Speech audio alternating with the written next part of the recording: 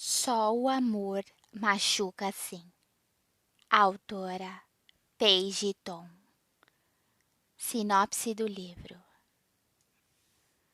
Tentando superar o fim do seu noivado, Rain conhece Anders e não consegue deixar de se envolver, mas está prestes a descobrir que o amor pode machucar, e muito. Só amor machuca sim é uma história emocionante que nos faz questionar. Vale a pena arriscar tudo por amor? Quando descobre que o noivo está apaixonado por outra pessoa, Rain acha que jamais vai se recuperar. Do outro lado do mundo, Anders perdeu a esposa há 4 anos e ainda luta para seguir em frente, mas o destino está prestes a pregar uma peça nos dois. Após o rompimento, a cidadezinha inglesa onde a Rain e o ex-noivo moram fica sufocante demais. Então ela decide passar o verão na fazenda em que seu pai e a nova família dele vivem, nos Estados Unidos. Ali, em meio à natureza exuberante, Rain conhece Ender e seu mundo vira de cabeça para baixo. O que Rain não sabe é que Ender guarda um segredo, e se ele se render aos próprios sentimentos, isso trará sérias consequências. Abandonar o homem que ela ama machucaria Rain mais do que ela pode imaginar. Mas sabendo a verdade, como ela poderia continuar ao lado dele? Prólogo. Em dias assim, adoro morar em Bureau Saint-Edmunds, onde os pináculos da Catedral de Calcário creme dão a impressão de estarem iluminados contra o céu azul vívido, e até as pedras escuras de sílex nas paredes da abadia em ruínas brilham ao sol, como se tivessem sido polidas. Ainda é início de abril, mas já é de longe o dia mais quente do ano até agora. Só de sair do escritório já me sinto muito melhor. Acabei de encerrar uma ligação com um cliente difícil. A mulher e as reformas que ela planeja para sua casa com certeza vão me fazer odiar a arquitetura pelo resto da vida. Preciso de uma pausa para o café. Ao passear pelas ruínas de Abadia, à procura de um muro baixo para me sentar e tomar o meu café, vejo meu noivo, Scott, sentado em um banco à sombra de um abeto gigante. Antes que eu possa gritar um radiante olá e me juntar a ele, noto que está com Nadine. Scott montou o próprio negócio de paisagismo quando nos mudamos de Londres há um ano, e Nadine começou a trabalhar para ele logo depois, dias antes dele me pedir em casamento, nos roseirais de uma mansão local. Ela tem 29 anos, é alta e forte, com a pele dourada e o riso contagiante. Gostei de Nadine assim que a conheci, então não sei por que meu cumprimento ficou preso na garganta. Meu parceiro e a colega dele estão mais de meio metro separados, mas há algo de estranho na linguagem corporal dos dois. Scott está inclinado para frente, a camiseta branca esticada sobre as costas largas, os antebraços apoiados nas coxas. Nadine tem os braços e as pernas cruzados, o rosto inclinado para o de Scott, e o rabo de cavalo alto e loiro, em geral saltitante, parece extraordinariamente imóvel. O ângulo do rosto de Scott reflete o de Nadine, mas um não encara o outro. Também tampouco estão conversando, parecem paralisados, tensos. Um esquilo corre ao longo do muro irregular à minha esquerda. Pássaros cantam nas árvores ao redor.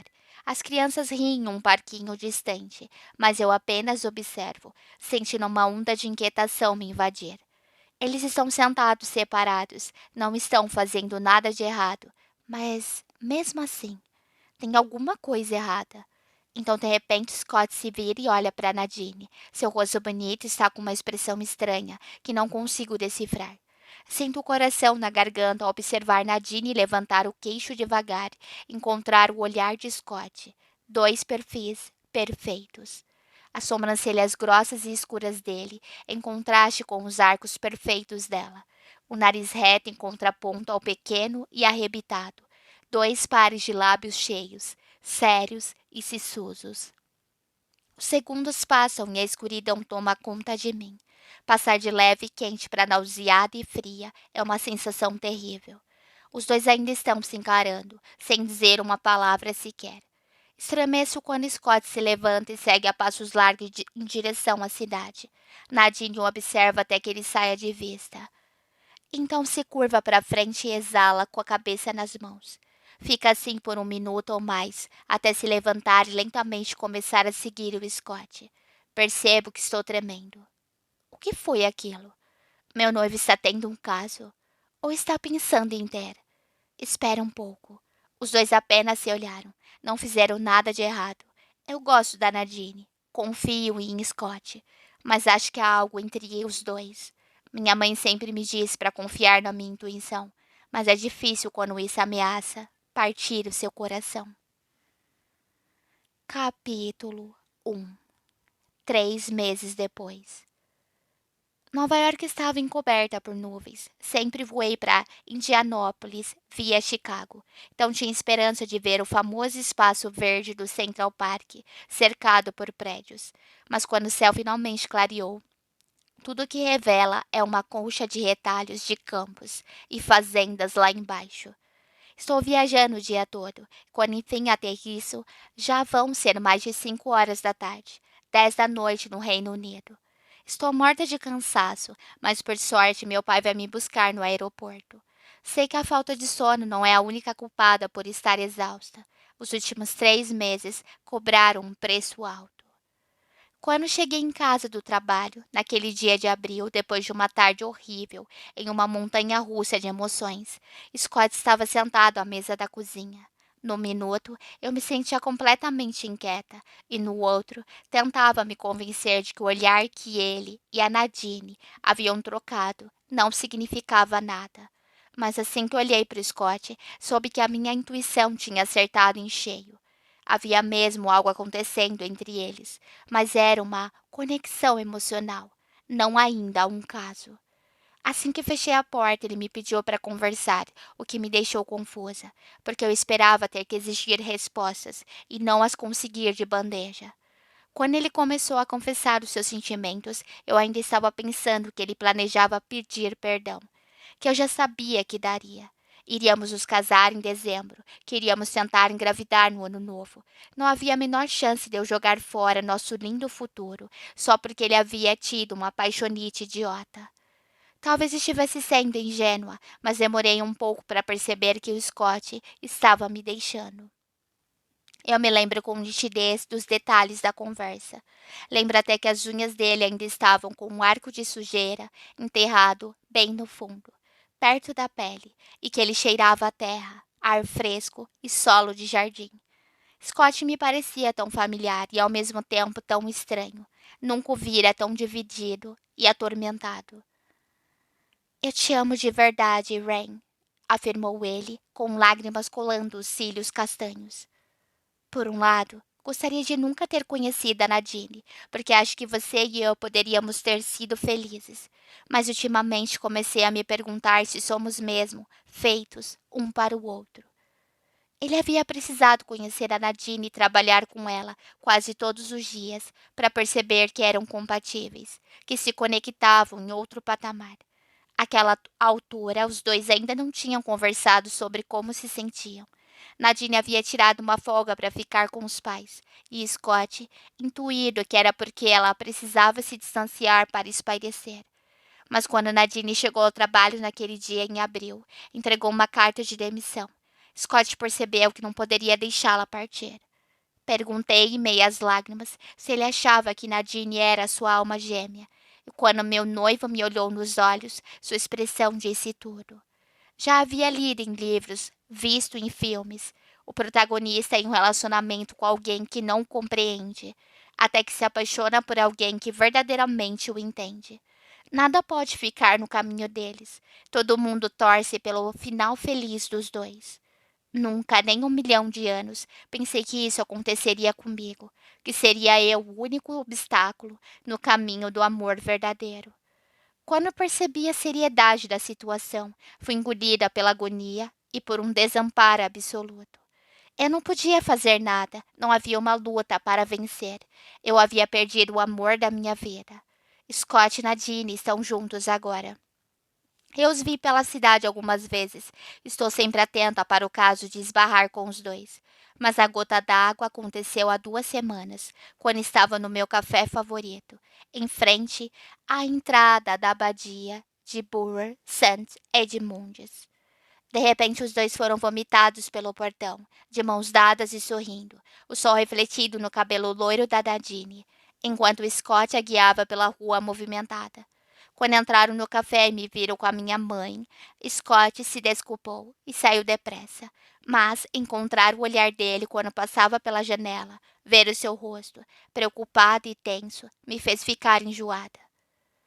Essa cidade é muito pequena para vocês dois, querida, disse a minha mãe em um tom empático. Tentei conter as lágrimas. Por que sou eu que tenho que ir embora? Perguntei, a voz falhando. Scott abriu um negócio de paisagismo aqui. Não vai se mudar tão cedo. Acho que você deveria se afastar, Rain, pelo menos por algumas semanas.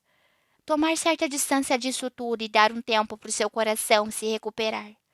Ela tinha razão. Eu precisava de uma pausa de casa, do trabalho, de Scott, de caminhar pelas mesmas ruas que percorríamos juntos quando ele segurava a minha mão e se colocava na frente do tráfego por mim. Naquela noite, liguei para o meu pai e perguntei se poderia visitá-lo. Quando saí do terminal de desembarque, meu pai estava me esperando atrás da corda, com uma camisa xadrez azul marinho e vermelha enfiada na calça jeans. Ao me ver, ele abre um sorriso largo. As bochechas ásperas de barba parecem ainda mais redondas do que quando o vi pela última vez no Natal. Ele e a esposa, Cheryl, foram a Paris de férias. Então Scott e eu pegamos o trem e passamos algum tempo com os dois. Essa é a minha primeira viagem para os Estados Unidos em 2 anos. Ei, você! Cantarola ele. Oi, pai. Sinto uma onda de calor me invadir quando os braços dele se fecham ao meu redor. Inspiro o perfume familiar. Sabonete e sabão em pó. E sei que vai ser a última vez que nos abraçamos até voltarmos a este mesmo aeroporto, daqui a 2 semanas, para nos despedir. Quando me afasto, sinto um aperto no coração com esse pensamento. O cabelo dele está especialmente desarrumado, antes do mesmo castanho médio que o meu. Agora algumas mechas estão grisalhas. Nossa única semelhança, sem dúvida, são os olhos castanhos. Também não tenho muito a ver com a minha mãe, Robin, além do fato de que ambas fomos batizadas com o nome de passarinhos. Minha mãe gosta de roupas esvoaçantes e estampas coloridas, e eu, de saias estruturadas e camisas escuras. As feições dela são calorosas e sinceras, já o meu rosto é mais estreito, e bem certa vez eu defini como aquilino, mas ela refutou a descrição com veemência, afirmando que eu tinha uma estrutura óssea delicada, com uma aritocrata, o que me fez rir. Como foi o voo? Pergunta meu pai, alegre, ao pegar a minha mala, liberando-me do peso. Muito bom. Cansada? Um pouco. Você pode tirar uma soneca no carro. A casa nova fica a algumas horas de distância. Minha irmã, Bailey, que é 6 anos mais nova que eu, se casou no início do ano e foi morar na cidade natal do marido, no sul da Indiana. Recentemente, meu pai e Cheryl se mudaram para a mesma cidadezinha para ficar perto dos dois. Há muitas coisas sobre essa situação que me pegam. Meu pai é um marido e pai dedicado, mas eu não tive a oportunidade de ver muito desse lado dele. Sei que me ama, mas nunca esteve presente. Não me conhece de verdade. Como seria possível, já que vivemos a mais de 6.000 quilômetros de distância e não passamos mais que 2 semanas por ano na companhia um do outro? Quando saímos do terminal, sinto o ar de julho como um cobertor quente sobre meus ombros. Em pouco tempo, estamos em uma rodovia de 3 pistas, indo para longe de Indianópolis. É muito longe da cidade para ver os arranha-céus, mas eu me lembro da vista de muito tempo atrás, quando viajei para fazer algumas compras. Ali, a paisagem é quase sempre plana e extensa, salpicada por grandes celeiros vermelhos e silos de grãos. Como a Bailey está se adaptando à vida de casada? Pergunto, tentando ignorar uma pequena pontada de ciúme. Nunca achei que a minha linda meia-irmã fosse particularmente competitiva, então tenho certeza de que ela não saiu em disparada pela nave da igreja quando decidiu se casar em Las Vegas. Mas agora que meu casamento foi cancelado, tenho que admitir que o anel no dedo dela me incomoda um pouco. Ela está feliz, responde meu pai com um dar de ombros, diminuindo o ar-condicionado, agora que o carro esfriou. Você se dá bem com o Casey? Eu ainda nem conhecia o atual marido de Bailey. Scott e eu havíamos sido convidados para o casamento, mas com apenas uma semana de antecedência. Não sentimos que nossa presença era esperada. Bailey sempre fora impulsiva. Todo mundo se dá bem com Casey. Ele é um bom rapaz. Que legal. Minha voz sai estrangulada sem querer e meu pai me lança um olhar aflito. Lamento o que aconteceu com Scott. Pensei que ele também fosse um bom rapaz. Ele era, respondo baixinho. Acho que ainda é. Engulo nó na garganta e acrescento com referência forçada. Não dá para escolher por quem você se apaixona, certo? Meu pai pigarreia. É. Ficamos em silêncio por um tempo. Meus pais se conheceram quando tinham 20 e poucos anos, viajando pela Europa. Eles se apaixonaram perdidamente quando o visto do meu pai expirou. Minha mãe se mudou para Phoenix, Arizona, para ficar com ele. Em menos de um ano, os dois estavam casados, comigo a caminho. Foi um caso clássico de jovens demais, cedo demais. Pelo menos foi assim que meu pai me explicou, quando eu era uma adolescente ressentida, tentando entender por que outra mulher, uma professora da Universidade do Arizona, onde meu pai trabalhava como zelador, havia virado a cabeça dele tão facilmente. Sempre considerei um mistério o fato de alguém como Cheryl se apaixonar por um homem como meu pai. Ela é 9 anos mais velha e muito mais sábia. Entendo o lance da atração, para ser objetiva. Meu pai era meio gato. Cheryl passava o intervalo nos jardins para conversar com ele. Mas acho difícil entender como um caso entre uma acadêmica e um zelador se transformou em algo sério, a ponto de ambos estarem dispostos a arruinar a vida da esposa e da filha dele. Quando Cheryl engravidou de Bailey, meu pai escolheu as duas, e não a gente. Cheryl o convenceu a se mudar para Indiana para ficar mais perto da família, e conseguiu um emprego na universidade e Bloomington.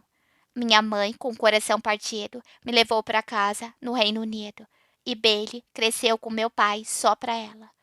Essa viagem também tem uma carga emocional. Meu pai me acorda, mas devo ter cochilado, porque é impossível que a gente tenha viajado 2 horas. Estamos chegando à cidade. Achei que talvez você quisesse ver, diz ele. Forço meus olhos incomodados e cansados a focar na vista do lado de fora. Estamos em uma estranha longa e reta, repleta de filiais de redes de fast food e restaurantes famosos. Taco Bell, KFC, Hardens, Wendy's.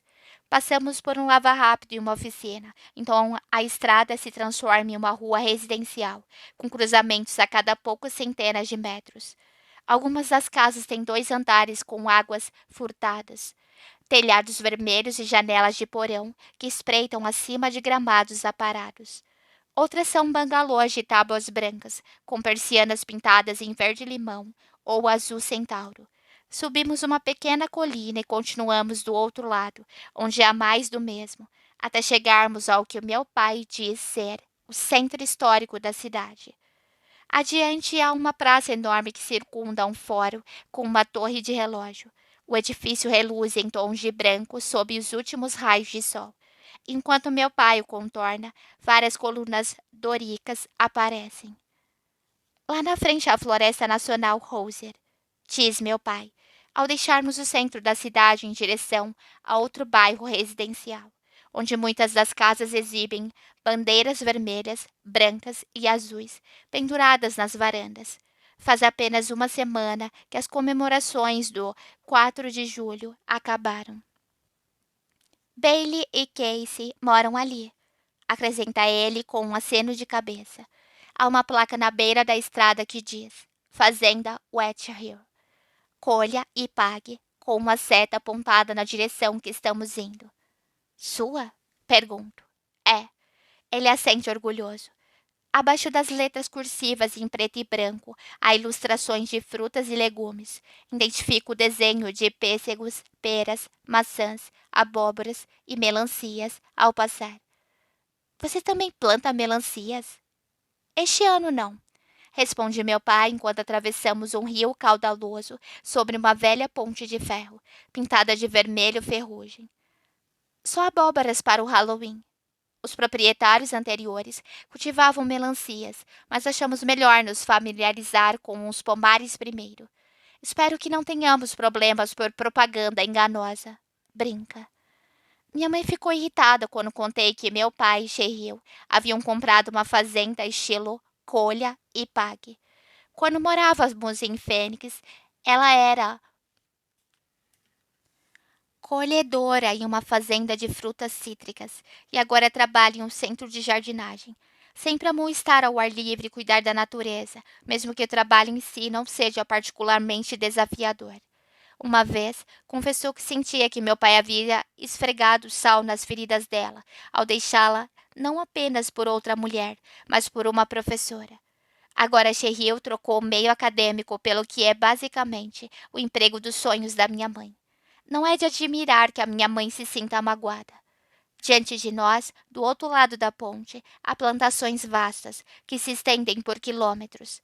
Dirigimos ao longo de um campo verde e frondoso, mas logo meu pai dobra à esquerda e entra em uma estrada de terra. Nossa casa é aqui, diz ele, virando à direita quase de imediato, em uma longa estrada arborizada. Na margem gramada há uma placa idêntica: Fazenda Weather Hill, colha e pague. Então o caminho se divide para levar a um celeiro de madeira preta à esquerda, além do qual há campos de árvores frutíferas. No fim da bifurcação, à direita, ergue-se uma casa de fazenda de 2 andares, construída em madeira cinza claro.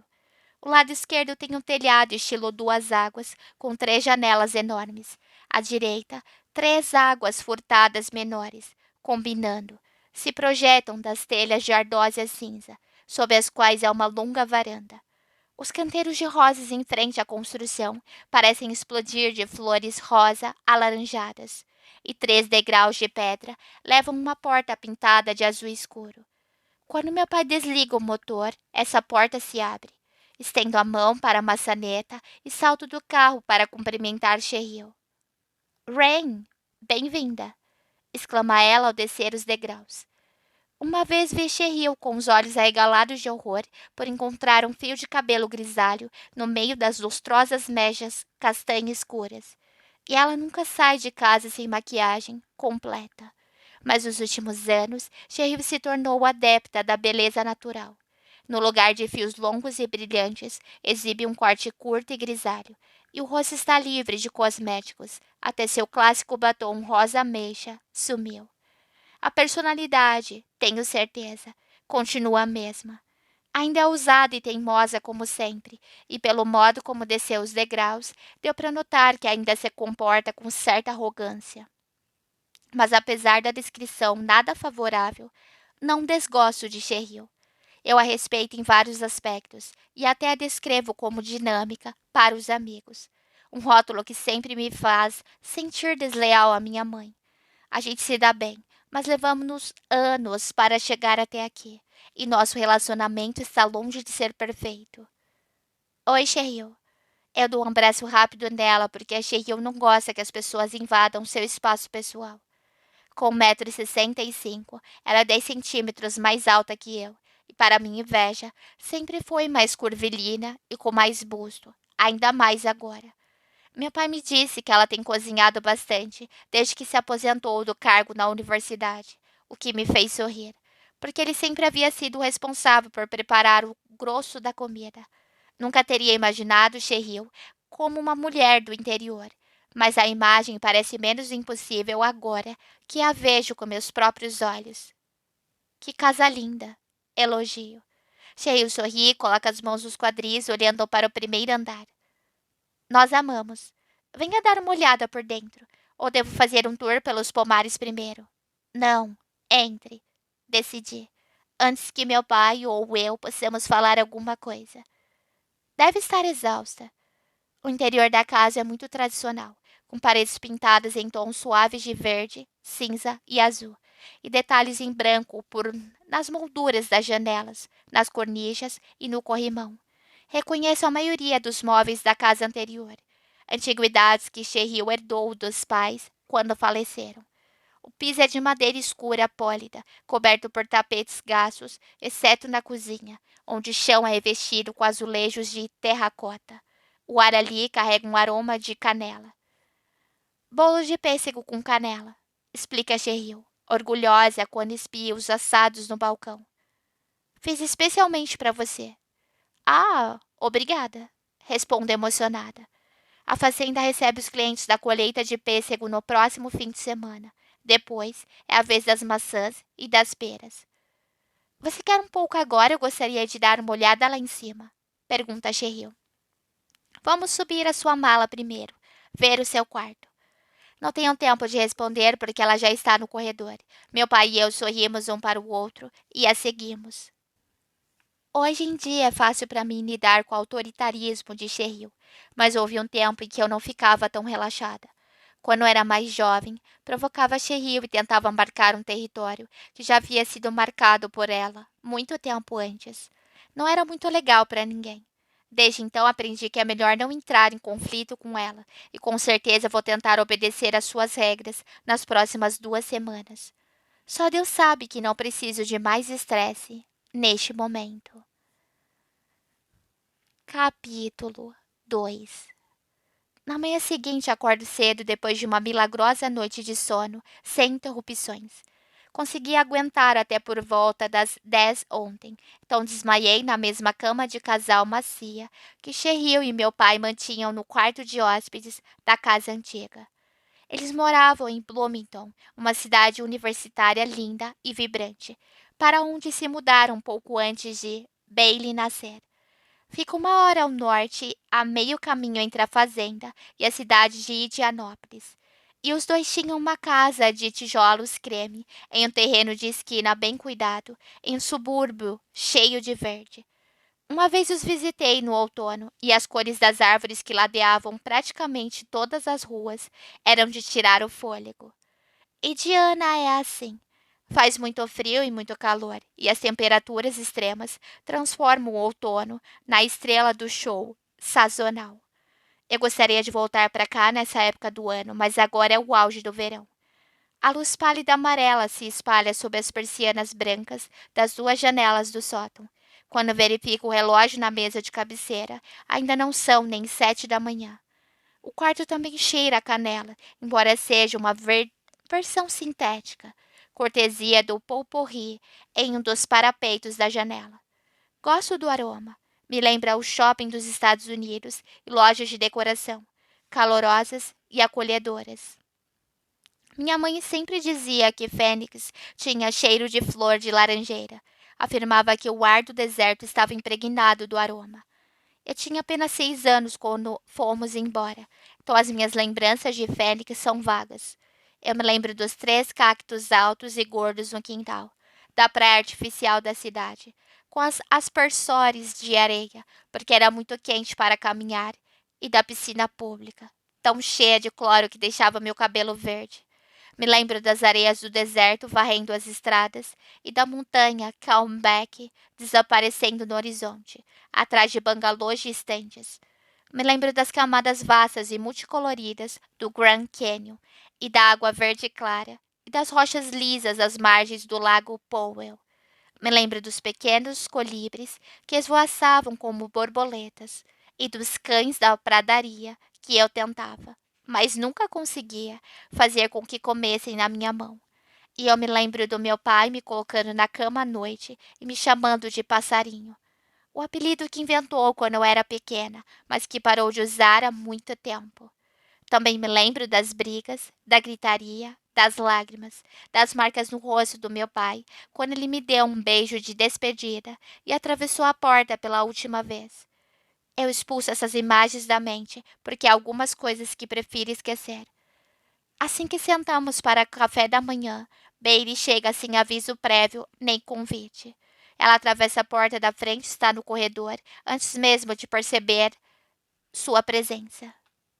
Ei, grita ela, igual aquele personagem de Dias Felizes, Fons, mas em uma versão mais alta, curvilínea e bonita. A mulher é uma mini versão de Cheryl e tudo que eu não sou.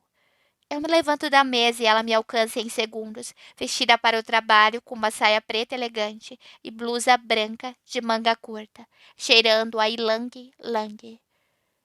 É tão bom ver você, diz ela, me deixando sem ar com a força do breve abraço. Também sou feliz de ver você, respondo. Nosso pai lança um sorriso radiante para mim, embora as duas covinhas estejam escondidas sob a barba por fazer. Os olhos de Bailey são tão grandes e castanhos e maravilhosamente expressivos que começaram a chamá-lo de Boo quando era mais nova. Como foi seu voo? Como você está? Pergunta ela, jogando o cabelo castanho e brilhante sobre um dos ombros. Na adolescência, seus cachos ondulados batiam quase na cintura, mas da última vez que a vi, ela os havia cortado abaixo da linha do queixo. Sempre tive o mesmo cabelo castanho sem graça e liso. Não posso nem usar expressões do tipo cor de avelã ou chocolate. O meu é puro pelo de rato mesmo. Bom, e bem, e você? Como Casey está? Respondo. O buraco no estômago é um lembrete de que não vou subir até o altar tão cedo, quando a minha irmã fez. Ótimo. Ei, queria saber se está livre para jantar mais tarde. Olha para o meu pai e Cheryl. Você? Não, diz Bailey a meu pai, com uma careta e ele congela no meio de um aceno. Então ela ri da expressão desconcertada. Quero a minha irmã mais velha só para mim. É sexta-noite. Pensei em irmos ao Jerk's. Imagino que Jerk's seja um bar, não uma pessoa. Concluo. Lanço outro olhar para o meu pai, só para checar se não ficou chateado de ser excluído, mas ele está dando de ombros em direção a Cheryl, com uma expressão bem humorada. Os dois. Dirk é o dono do Dirk's Bar. É tipo aquele bar que fomos na nossa última saída, em Bloomington. Lembra? Diz Bailey. É claro que lembro. Foi há 5 anos. Ela tinha 22 e eu 28 anos. E nós duas acabamos com uma ressaca pesada. Foi a melhor noite que já passamos juntas. A primeira vez que vislumbrei um futuro para nós. Não apenas como irmãs, mas como amigas. Não é que não nos dávamos bem antes, mas foi mais difícil quando eu era adolescente e ela, uma pirralha irritante, correndo em volta do meu pai. Infelizmente, nossa última noite juntas também foi a última vez que nos vimos pessoalmente. Ela se mudou para a costa oeste logo depois. Venho buscar você às 7. Tudo bem? Pergunto olhando para o meu pai. Imagino se seria possível que Bailey e eu continuássemos de onde paramos.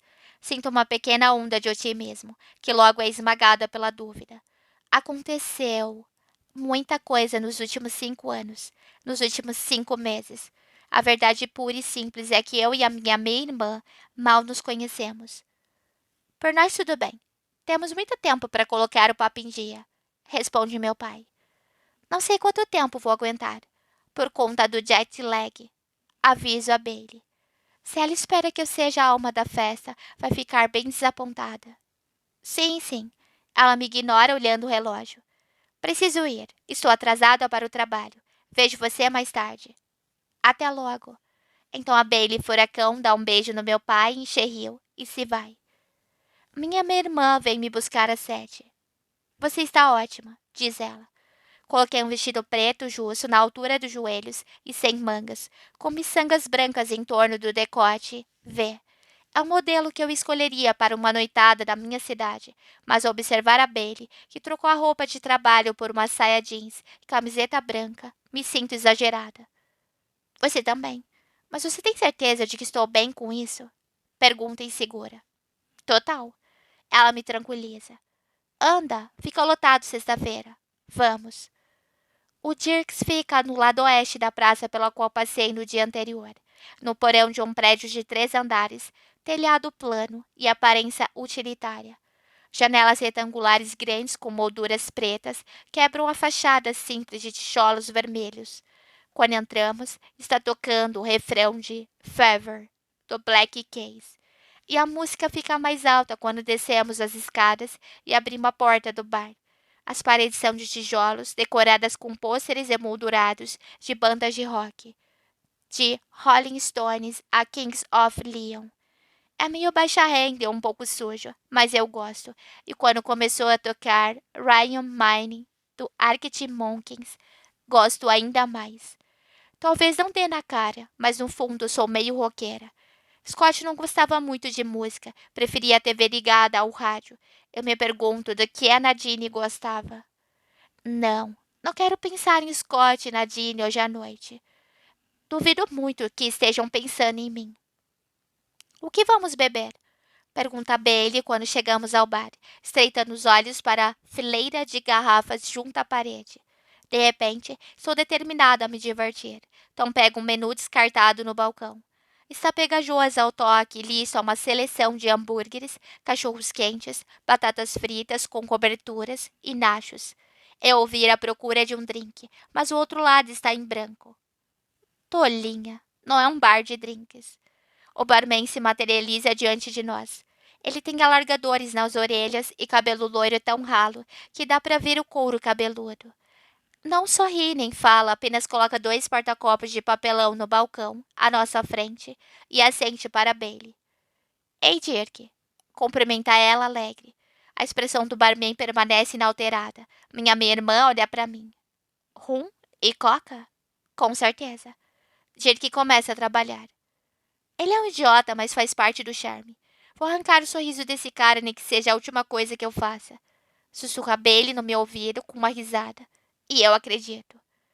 Quer pegar aquela mesa? Eu levo as bebidas. Vários pares de olhos me seguem enquanto atravesso o salão, o que me faz me arrepender muito da minha escolha de roupa. Queria que a Bailey tivesse dito para eu me trocar. Ela é muito mais extrovertida. Eu estar arrumada demais não a incomodaria. É uma de nossas muitas diferenças. Eu me sento entre uma mesa com 4 motocicletas grisalhos e outros com 3 homens de meia idade que usam camisetas de cores primárias e bonés de beisebol. Pelo jeito, a Bailey e eu somos as pessoas mais jovens do lugar e as únicas mulheres, mas se o detalhe a incomoda, minha meia-irmã não demonstra. Saúde, diz ela ao se juntar a mim. Saúde e parabéns pelo casamento.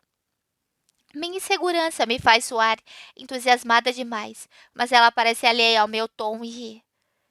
Minha mãe ainda está chateada porque não deixei que ela tivesse a grande chance de se exibir como mãe da noiva. Pelo menos eu sei, até faltar só uma semana. Tinha algum motivo para a pressa? Pergunta hesitante. Não, responde ela. Acho que entendeu aonde eu queria chegar com a pergunta. Queríamos nos casar sem complicações. Eu já lido com essa porcaria no trabalho.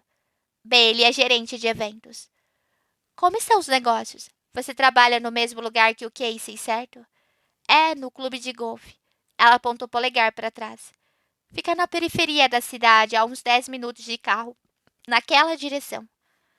Casey é expert em golfe. Os dois se conheceram na Califórnia, quando ele estava competindo em um torneio que a Bailey ajudou a organizar. O cara nunca teve sua grande chance, e agora é professor. Quando ofereceram a ele um cargo no clube, considerou o fato de os pais e o irmão ainda morarem na cidade, e fez questão de voltar para o seu lugar de origem. E você gosta do seu trabalho? Pergunto. Ela dá de ombros. É tranquilo. Já fiz 3 casamentos e 2 festas de aposentadoria até agora, mas o trabalho não é muito variado. Estou com medo de morrer de tédio antes do Natal, então não sei o que vou fazer. Se depender do Casey e dos pais dele, já vou estar com o bebê a caminho até lá. É o que você quer? Óbvio que não. Sou muito jovem para ser mãe. Seus olhos entram no modo Boo e não consigo segurar uma risada. Quantos anos o Casey tem? Bailey tem 27, mas eu soube que ele é um pouco mais velho. 34. Completamente senil. Brinca ela, sabendo muito bem que o marido é apenas 1 ano mais velho que eu. Ei!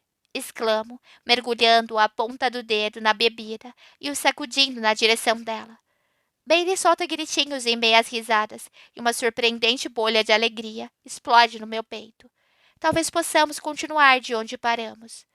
Na verdade, quanto mais conversamos, sentadas ali e bebendo, mais feliz e relaxada me sinto. Precisava de uma pausa de tudo o que estava acontecendo em casa, mas fico feliz por também ter mais uma chance de estreitar os laços com a minha meia-irmã. Não seria tão fácil se Scott estivesse presente. Pegamos alguns hambúrgueres e mais bebidas para ajudar a engoli-los. Em seguida, Bailey se levanta para usar o banheiro e eu volto ao bar para a terceira rodada. Qual é a quarta? Perdi a conta. Uma música toca e explode nos altos-falantes e quase canto junto, porque amo essa música. E então, Steve Nicks começa e não há como ficar parada. Dirk entrega nossas bebidas e quando abre um sorriso para ele, juro que a sua sobrancelha se ergue.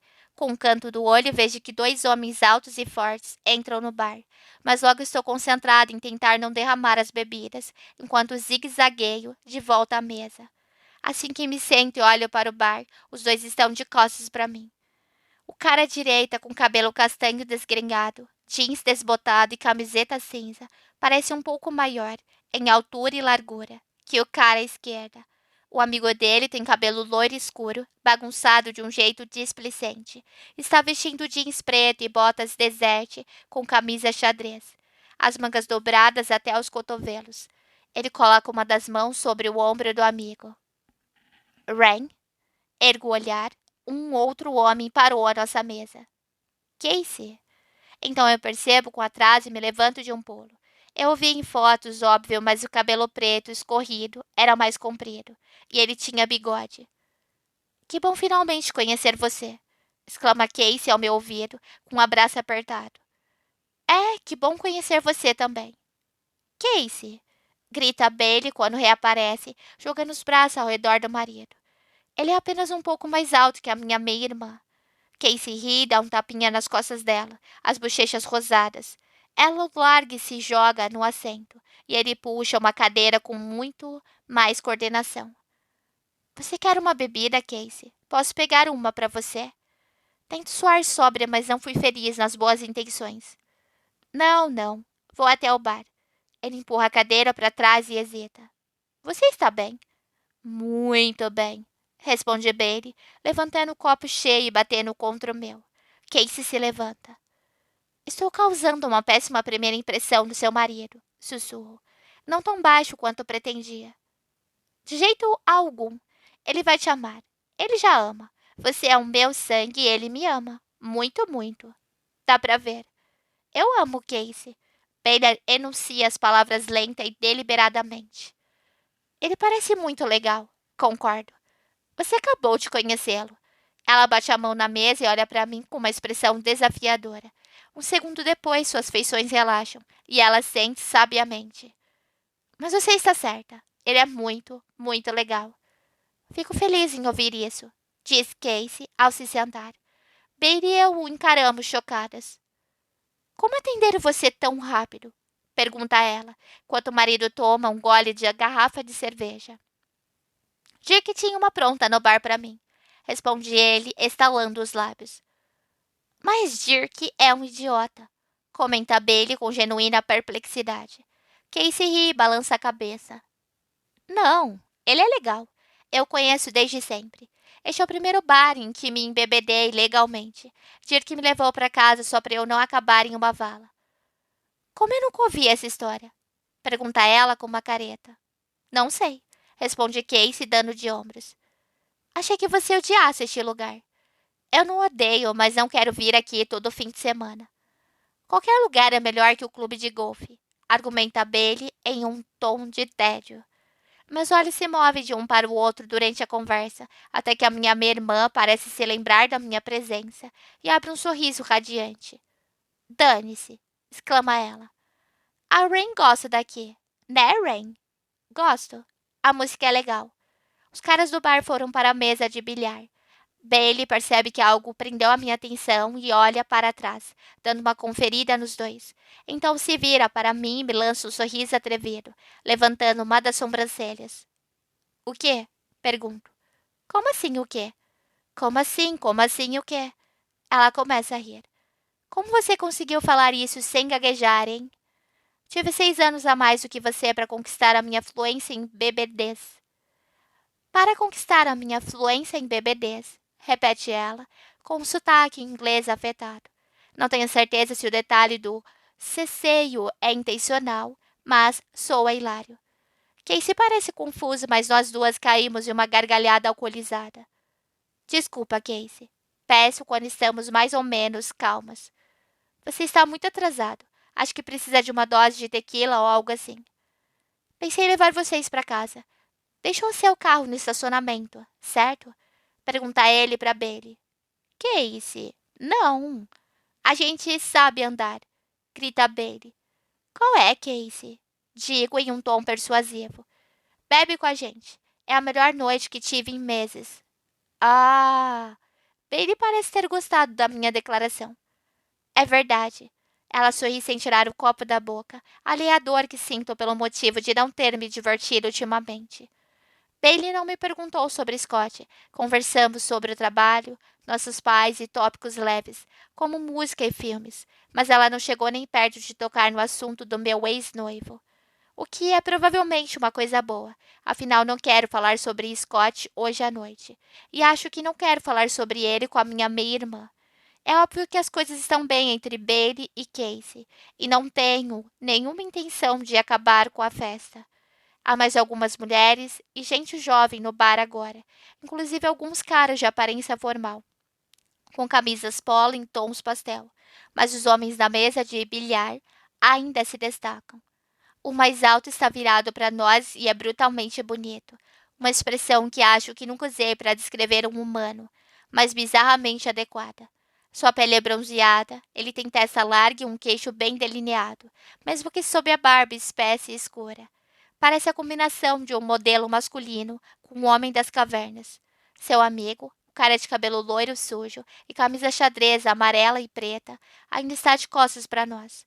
A cabeça de Bailey aparece na minha linha de visão, balançando em uma execução impressionante do movimento de dança de Walk Like. Terra para Rain. Ela olha para trás, então volta a me encarar com um sorriso. Desculpa, digo estendendo a mão para a minha bebida. Alguém continua se distraindo. Cantarola ela. Ou talvez alguém esteja procurando uma distração. Quase me engasgo com a boca cheia. Aquele é o Jonas, né? Bailey lança um olhar enfático para o modelo das cavernas e em seguida para Casey, que assente. Se você está procurando distração, ouvi dizer que ele é bom. Bailey.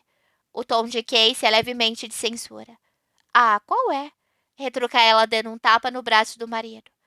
A última vez que o vimos por aqui, você me disse que ele dormiu com metade das mulheres da cidade.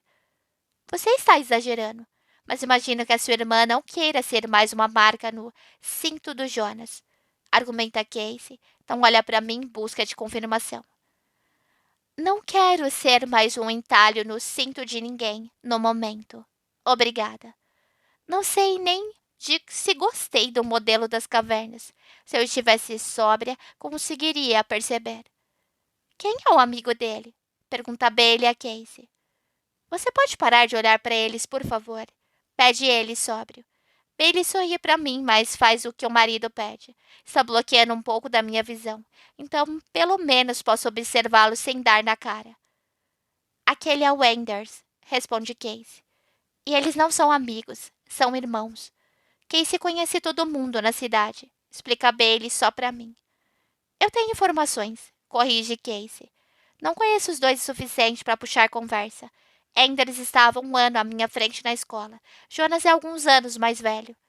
Então os dois devem ter uns 35, 37 anos. Eles são daqui? Esses nomes soam escandinavos, pergunto. Toda a família tem nomes suecos, faz gerações. Eles levam essa coisa de herança muito a sério. A fazenda Frederickson está na família há uns 200 anos. Há uma nota de referência no tom de Casey. São fazendeiros? Pergunto. Jonas é, os pais também, mas o Ender vive em Indy. O apelido de Indianópolis. Ouvi dizer que estava trabalhando para uma equipe da IndyCar, o que é bem legal. É muito legal. Meu pai e Cheryl uma vez levaram a Bailey e eu para assistir a Indy 500, uma corrida de 500 milhas em um circuito oval. É anunciada como o maior espetáculo das corridas e faz parte da tríplice coroa do automobilismo. assim como o Grande Prêmio de Mônaco e as 24 horas de Le Mans. Mas achei que ia ser chato quando meu pai me contou que havia comprado os ingressos. Porém, quando cheguei, fui tomada pela emoção de alta octanagem daquilo tudo. Não vejo Enders há muito tempo, mas ouvi dizer que ele perdeu a esposa tem alguns anos. Continua Casey. O que aconteceu com ela? Pergunta Bailey. Acidente de carro, eu acho. Naquele momento, Enders dá a volta na mesa e para a vista. Perco o fôlego. Ao contrário do irmão, não há nenhum traço de modelo das cavernas em Enders. Está barbeado, a pele beijada pelo sol, tem um tom dourado e as sobrancelhas parecem quase desenhadas. Usa camisa xadrez preta e mostarda aberta sobre uma camiseta preta desbotada. E penso naquelas pessoas naturalmente descoladas quando ele se inclina, preparando a atacada. Algumas mechas do cabelo loiro escuro caem sobre os olhos, mas ele não as afasta antes de usar o taco. Ouço o estalido da bola caindo direto na caçapa, e uma fração de segundo depois, seu olhar se ergue para encontrar o meu. Prenda a respiração e ele se endireita devagar, nossos olhares conectados através da sala lotada. Meu coração acorda. Os segundos passam e a palpitação se torna um martelar que ricocheteia pela caixa torácica toda. Eu observo hipnotizada, como se seus olhos parecerem escurecer. Então ele quebra o contato visual, passando a mão pelo cabelo. Sinto o sangue correr para o meu rosto, então pego a minha bebida, sentindo como se a minha pulsação tivesse sido adulterada. Felizmente, Bailey está distraída, falando com Casey, e não percebo que estou ofegante. Enders não olha na minha direção de novo, pelo menos não que eu perceba. Continuo sentindo a minha atenção ser atraída para ele, um fascínio inexplicável que é impossível ignorar. No final, o único jeito de me libertar é mudar de posição na cadeira para que Bailey bloqueie a visão por completo. Capítulo 3. Agora você está sendo ridícula. A casa do meu pai da Hill é logo ali, exclamo, apontando para o outro lado do rio. Vai para casa. Bailey e seu marido, hilariantemente embriagado, me acompanharam até a ponte, mas já deviam ter dado meia volta alguns minutos antes. Ok, tudo bem, concede Bailey, lançando-se para a frente, jogando os braços ao meu redor com tanta força que tropeço para trás e quase caio. Vejo você amanhã. Podemos curar nossa ressaca juntas. Você trabalha amanhã, lembra Casey, cambaleando. Não até ao meio-dia, retruca Bailey. Vejo você pela manhã, acrescenta para mim. Combinado. Sorrio para ela, já ansiosa pelo encontro. São 11 da noite, o que significa que são 4 da manhã no Reino Unido, mas me sinto estranhamente acordada e animada. Os únicos sons são a água corrente sob a ponte, minhas botas de cano curto raspando o asfalto e um carro ou outro passando ao longe. Por mais que tenha gostado da companhia da minha meia-irmã e do marido dela, acho que estou feliz por cruzar o trecho final sozinha. É bom ter espaço mental para ouvir os próprios pensamentos por um tempo. Quando passo pelo último poste de luz, o céu noturno se acende. A lua cheia brilha como uma tocha lá no alto, e nenhuma única nuvem esconde o esplendor das estrelas. O ar cheira a grama recém-cortada. Quando baixo o olhar para os campos diante de mim, suspiro, maravilhada. Pequenas luzes pairam acima da plantação, na altura do joelho, cintilando e piscando como pó de fada. Pirilampos, ou vagalumes, como Cheryl os chama. Vi um ou outro em viagens anteriores à Indiana, mas nunca tanto juntos em um só lugar. A visão é simplesmente mágica. Sinto uma vontade súbita de estar entre eles, a 2 trilhas estreitas à frente, feitas por rodas de trator, com largura mais que suficiente para uma pessoa passar. Uma brisa bate no meu cabelo úmido de suor do pescoço. Uma fração de segundo depois, ouço o sussurro da lavoura quando o vento sopra pelas folhas. No impulso, começo a avançar por uma das trilhas. A terra parece seca e quebradiça sob as minhas botas, e a encosta se inclina suavemente para baixo. Não sei por quanto tempo caminhei. 10, 20 minutos. Mas talvez meu sorriso nunca mais desapareça. Estou hipnotizada pelos vagalumes, o ar livre e a escuridão, a luz das estrelas e da lua, a sensação de liberdade. Realmente estou livre agora, livre e solteira. Pela primeira vez desde a separação, a ideia de ficar sozinha não me assusta. Eu me sinto contente, quase como meu antigo eu de novo. Uma onda de euforia me inunda. Saio do campo para uma longa faixa de grama recém-cortada, mas ali a fragrância se mistura a algo ainda mais doce. À frente, vejo um campo de milho, e salpicando o céu enluarado, folhas ou flores que se projetam do topo de cada haste de 3 metros de altura. Sigo adiante para longe da plantação e dos vagalumes cintilantes, e logo me encontro em uma floresta de milho. Depois de alguns minutos, paro. O que estou fazendo, cacete? Eu poderia me perder aqui. Sentindo uma pequena onda de pânico, eu me viro e volto pelo mesmo caminho. Acho, mas não tenho certeza se estou seguindo exatamente na direção certa. O zumbido muito alto de um mosquito me deixa tensa, até me dar conta de que o que estou ouvindo é uma motocicleta. Tenho certeza de que a cidade fica no topo da colina, mas o barulho vem do outro lado, cada vez mais alto. Corro em direção ao som e saio do milharal assim que uma explosão de luz cruza a faixa de grama à esquerda. Depressa, dou um pulo para trás e me espremo contra os talos, mas é tarde demais. A luz queima meu rosto e um homem grita assustado, quando o motor solta um guincho, desesperado, até silenciar. Abro os olhos e há uma massa escura à minha frente. O farol me cegou, então não consigo discernir muito mais. Que porra é essa? Exclama o homem com um sotaque norte-americano ao se desvencilhar da moto e ficar de pé. Você está bem? Pergunto. Acho que eu deveria ter aproveitado a chance para fugir. Ele pode ser um psicopata, mas estou muito bêbada para me sentir medo. O que você está fazendo aqui? Tá perdida? Não, respondo na defensiva. O que você está fazendo aqui? Quem anda de moto pelos campos a esta hora? Isso não é da sua conta. Não é da sua conta, ó, o que eu estou fazendo aqui. Então, retruco, me sentindo estranhamente nervosa com o tom da voz dele. É baixo e profundo, mas não muito rouco, algo que me faz lembrar o mel. Você está invadindo a propriedade, então, na verdade, é. Ah, meus pensamentos dispersos voltam a se organizar. Bom, estou indo para casa agora, então não precisa se preocupar. Para onde você está indo? Pergunta ele irritado, quando sigo com determinação ao longo da trilha que acho que me levou até ali. Meus olhos ainda não se ajustaram à escuridão. Ainda vejo manchas. Precisa subir a estrada e virar à esquerda se quiser voltar para a cidade, grita ele, atrás de mim. Eu me viro aos tropeços. Subir onde? Não quero voltar para a cidade, mas preciso encontrar a estrada em que estava. Lá em cima. Ele não passa de uma silhueta alta e escura contra o céu iluminado pela lua, mas consigo distinguir o braço longo e esbelto, apontando para o trecho de grama. Vai ser muito mais rápido atravessar. Argumento, notando a impressionante largura dos seus ombros quando o braço cai. Eu gostaria de poder ver o seu rosto. Quem é esse cara? Se você quer ficar pisoteando a soja como merda de elefante. Soja? Era soja no campo, dos vagalumes. Espera um pouco. Que cara babaca. Acho que seria difícil, afinal tem uma trilha. Não é uma trilha para pessoas, é para tratores. Ah, tanto faz. Desça do pedestal, cara. Ou da moto. Ou seja lá o que for. Na verdade, você já desceu da moto, né?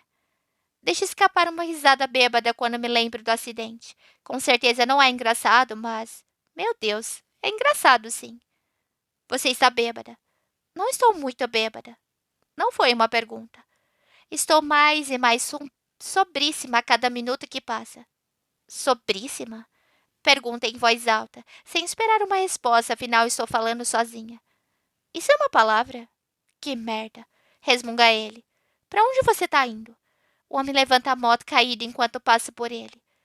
Para cima e para a esquerda, como o cara do GPS me instruiu. Não, quer dizer, onde você está hospedada? Parece que você está muito longe de casa. Meu pai mora ali. Quando o farol da moto volta a acender, iluminando o trecho de grama, aponto para o outro lado da plantação. É onde meu pai mora, então duvido muito. Ali, então. Ajusto a direção do braço. Você é filha do Ralph? Óbvio que é. Minha mãe disse que a filha dele estava vindo da Inglaterra. É você? Sou eu. Nesse caso, seria mais rápido descer a ladeira e virar à direita na trilha da fazenda. Solto um suspiro dramático. Então dou meia volta e fico irritada, conforme o farol do cara mais uma vez ofusca a minha visão. Você não precisa me seguir, aviso, quando percebo que ele está planejando fazer exatamente isso. Volta para seja lá o que você estava tramando no escuro. A última coisa que precisa é que você quebre o tornozelo. Minha mãe me mataria. Você parece um pouco velho demais para se preocupar com o que a sua mãe pensa. Retruco seca. Ninguém é velho demais para se preocupar com a opinião da mãe. Então essa terra é sua, né? Você é o quê? Um fazendeiro? Não, meu irmão que é. Paro no meio do caminho. Cuidado! Grita ele, quase me atropelando. Eu me viro e fico cega de novo. Pelo amor de Deus! Exclamo, protegendo os olhos. Eu consegui enxergar melhor só com o brilho da lua. Ele solta uma gargalhada e eu desvio o rosto, com o coração disparado ao perceber com quem provavelmente estou falando. Você é o Anders, né? Antes que ele possa responder, acrescento. E seu irmão é o Jonas? Isso. Responde ele após uma hesitação breve, com certeza se perguntando como eu sei. Tenho um flashback do nosso longo contato visual e me sinto inacreditavelmente tensa, apesar das unidades de álcool que deveriam estar atrapalhando meus sentidos. Vai me dizer o seu nome? Rain. Então eu me lembro de que ele desviou o rosto primeiro. Tenho quase certeza de que não olhou para mim de novo, nem mesmo ao sair do bar. Tenho vergonha de admitir que prestei atenção quando ele saiu para ver se o faria. Enfim, cedendo à sensação inexplicável que senti desde o momento que nossos olhares se cruzaram. Eu adquiro uma postura de ferro contra o seu descaso. Será que você pode parar de me seguir? É sério. Não quero que você se perca. Desprezo a oferta. Não vou me perder, sou arquiteta. Tenho um excelente senso de direção. Ele dá uma risada baixa que se infiltra na minha caixa torácica. Tem certeza? Um segundo se passa, então ele solta um suspiro resignado. Deixa eu te dar uma carona até em casa. Recobre os sentidos e solta uma única risada alta. Você só pode estar de brincadeira. Não, obrigada. Vi como você dirige essa coisa. Não vou bancar a donzela em apuros para algum homem aleatório. Não mesmo. Só caí porque você saltou do milharal como uma aparição, argumenta ele. Mesmo assim, não vou arriscar. Para de besteira. Sobe logo. Sem chance. Prefiro caminhar e prometo que não vou pisotear a sua preciosa soja como a merda de um elefante. Babaca.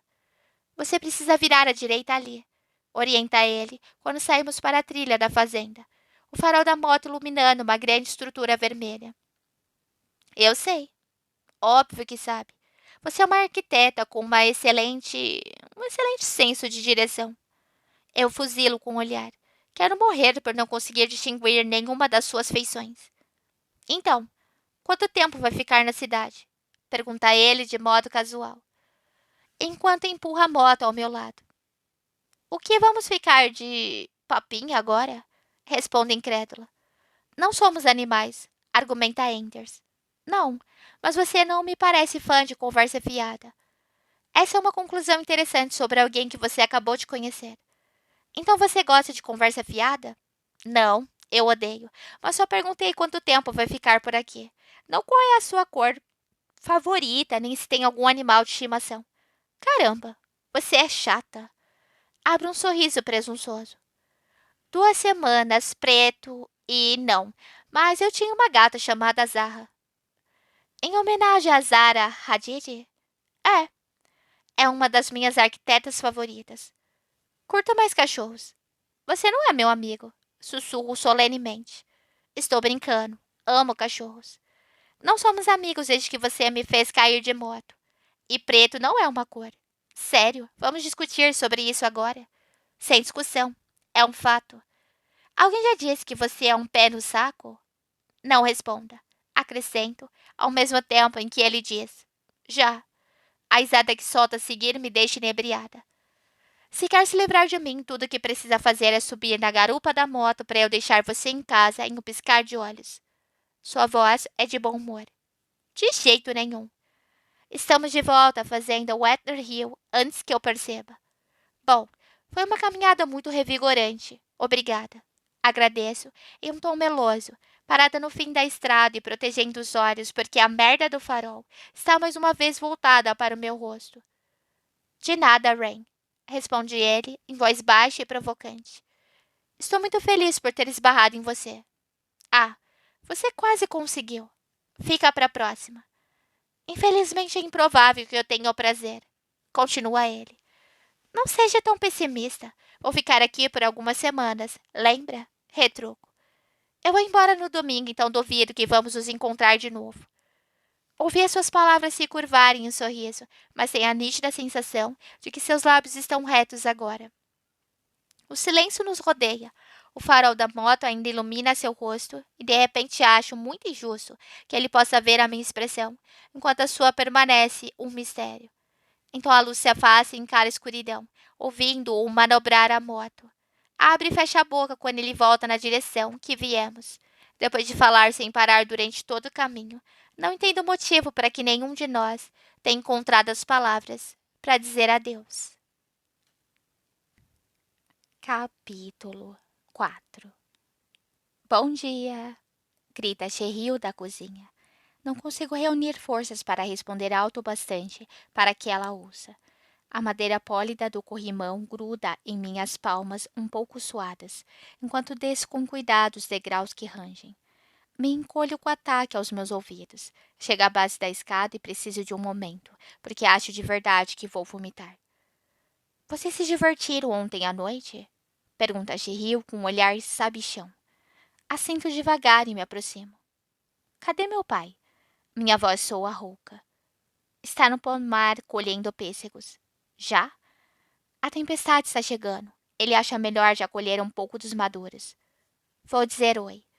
Quer levar um chá ou um café? Balança a cabeça o mais gentilmente possível. Bom, leve um para o seu pai. Ela puxa uma cadeira para a minha mesa. Eu me sento com o estômago revirando, enquanto ela segura uma bandeja e a enche com uma caneca de café preto fumegante, um copo de água, um prato de biscoitos e torradas e uma banana inteira. Agradeço pelo que percebo ser em parte uma cura para a ressaca e pego a bandeja. A noite passada parece surreal. Houve momentos em que realmente me senti feliz sem o Scott. Então teve aquela caminhada pelo campus de vagalumes e o meu encontro com Wenders. Enquanto equilibro a bandeja em uma das mãos e abro a porta da frente com a outra, eu me pergunto o que deu em mim. Valsando por campos escuros no meio da noite. Não era de admirar que Wenders caísse da moto ao me ver. Uma mulher de rosto pálido, vestida toda de preto, saindo do milharal sob a lua cheia. Ao sair da varanda, solto uma risada ao visualizar a cena mentalmente. O céu azul límpido do dia anterior foi invadido por nuvens impotentes de aparência sinistra, e ao atravessar os pomares, outros momentos do nosso encontro me voltam à mente. A lembrança da risada do Enders me faz sentir como se alguém tivesse jogado uma dose efervescente de vitaminas na minha corrente sanguínea. Mas aí lembro que provavelmente foi a última vez que o vi, e meus sentimentos exalberantes são lavados por uma onda de solidão. É uma sensação com a qual estou muito familiarizada. A noite passada foi uma distração, uma pausa bem-vinda da saudade do Scott. Mas com certeza vou voltar a pensar no meu ex a partir de agora. Encontro meu pai no pomar mais próximo, subindo uma escada. Os galhos frondosos dos pessegueiros estão caídos, devido ao peso dos globos cor de laranja pendurados. Parecem milhares de sóis poentes em miniatura. Oi, pai. Café para você, digo. Ótimo. Há uma caixa de madeira ali perto. Eu a viro de cabeça para baixo com o pé e coloco a bandeja sobre a mesa improvisada. Meu pai desce da escada com uma das mãos para dar apoio e a outra com uma cesta de vime. Tem um galho no meio do cabelo desgrenhado dele. Cuidado com essa coisa. Alerto. Embora meu pai trabalhasse como zelador, foi promovido a coordenador de serviços estudantis durante seu tempo na Universidade Bloomington, de Indiana. E nos últimos anos passou mais horas sentado atrás de uma mesa do que trabalhando ao ar livre. Sempre, responde ele com um sorriso. Então coloca a cesta no chão e geme de leve ao se endireitar. Os botões da camisa xadrez azul e preta se esticando quando ele se inclina para trás. O xadrez me lembra Wenders, na sua camisa preta e mostarda larga, com as mangas arregaçadas até os cotovelos, uma camiseta preta desbotada por baixo, jeans preto e botas desert, embora aquela roupa estivesse a um mundo de distância de qualquer coisa que meu pai vestiria. Então, pelo jeito tem uma tempestade a caminho, digo, na tentativa de afastar meus pensamentos do Enders, enquanto descasco a banana. Parece que sim, responde meu pai, estudando o céu, a xícara de café agora firme na mão. Trovões e relâmpagos, tudo de assustador. É o que a minha mãe costumava dizer. Eu sei, responde ele sem me encarar, e toma um gole do café. Pousa a caneca na bandeja e vira mais alguns caixotes, gesticulando para que eu me sente. Como foi a sua noite com a Bailey? Boa. Tô me sentindo um pouco indisposta hoje. Vocês duas bebem muito? Pergunta meu pai, assumindo que a minha falta de humor se deva inteiramente à ressaca. Bastante. Meu pai estala a língua e balança a cabeça, o caixote rangendo. Então quem é a má influência? Não sei se realmente quero uma resposta ou se está me provocando, mas reflito sobre a pergunta mesmo assim. Provavelmente nós duas somos péssimas, decido, tentando pensar se Bailey e eu só entramos em sintonia de verdade sob a influência do álcool. Ela é naturalmente extrovertida e super sociável, e eu me solto mais depois de beber algumas doses, então não me surpreenderia. Meu pai pega um biscoito e mastiga contente, ainda está com um galho no cabelo. Conheci os fazendeiros vizinhos. Um deles, pelo menos, estavam no Dirks. Patrick e Peggy estavam no Dirks? Pergunta meu pai surpreso. Não, Anders e Jonas. Ah, é. O Anders não cultiva. Ele me conta o que já sei. Mas Jonas está assumindo o negócio dos pais. Patrick e Peggy? É. Achei que todos tivessem nomes suecos. E tem. Peggy entrou para a família quando se casou com Patrick. E o nome dele é sem o C. Ah, corta mentalmente a letra da grafia do nome dele. Não vemos muito Patrick e Jonas desde que nos mudamos para cá. Mas Peggy é uma senhora muito simpática. Tentou nos levar à igreja algumas vezes, mas você sabe como a Cheryl é. Sei. Insolentemente ateia. Peggy não comentou que Anders vinha para casa. Ele trabalha para uma equipe de IndyCar, sabia? Sabia. O Casey mencionou. Eu queria vê-lo por aí. Ainda não o conhece? Não.